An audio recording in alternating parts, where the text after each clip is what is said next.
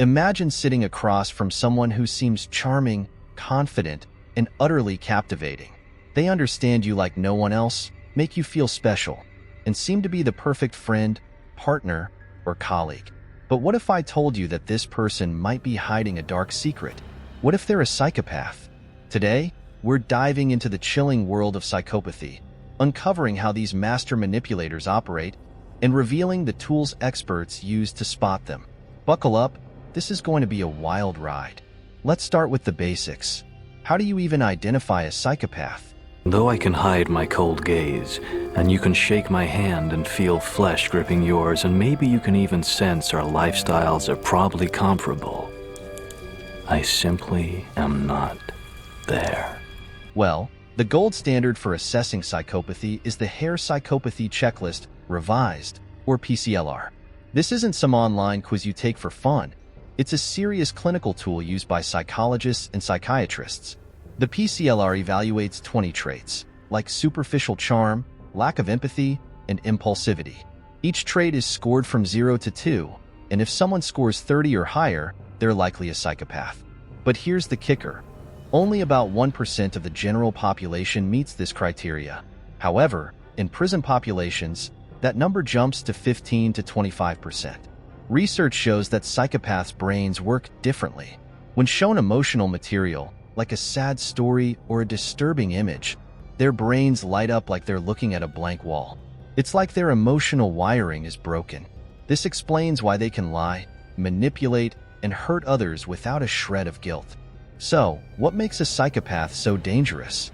It's not just their lack of empathy or their ability to lie without blinking an eye. It's their skill at reading people. They can walk into a room, size you up in seconds, and know exactly what buttons to push to get what they want. They're like social chameleons, blending into any situation and adapting their persona to fit your expectations. At a party, they might be the life of the room, telling jokes and making everyone feel like they're the most important person in the world. But behind that charming facade, they're scanning the room for their next target. They're looking for someone who's vulnerable, someone they can manipulate and exploit. Now, let's talk about the three-phase process psychopaths use to manipulate their victims. It's like a playbook for destruction, and it goes like this: assessment, manipulation, and abandonment.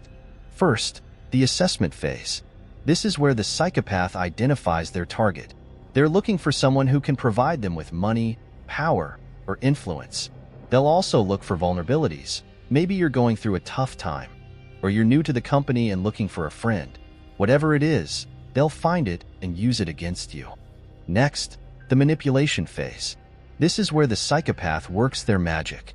They'll create a persona that's tailored to your needs and desires. If you're a narcissist, they'll feed your ego. If you're anxious, they'll be your rock. They'll make you feel like you've found your soulmate, your best friend, your perfect partner. But it's all a lie. They're just building a bond they can exploit.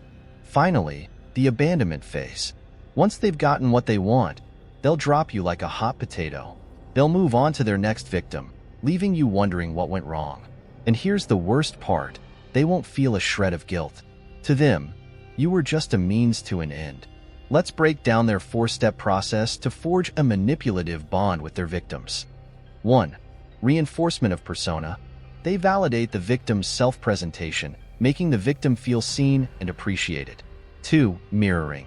They create a persona that mirrors the victim's values, beliefs, and insecurities, fostering a sense of similarity and connection. 3. Creating safety. They convince the victim that their secrets and vulnerabilities are safe, fulfilling the need for security. 4. Perfect match. They present themselves as the ideal friend, partner, or confidant, exploiting the victim's psychological needs for intimacy and validation. Psychopaths are everywhere. In your workplace, your social circles, maybe even your family. They're the invisible predators, hiding in plain sight. But now that you know their tricks, you're one step ahead. Stay sharp, stay skeptical, and remember, not everyone who smiles at you has your best interests at heart. See you in the next video. And hey, don't forget to like, comment, and subscribe. You never know who might be watching.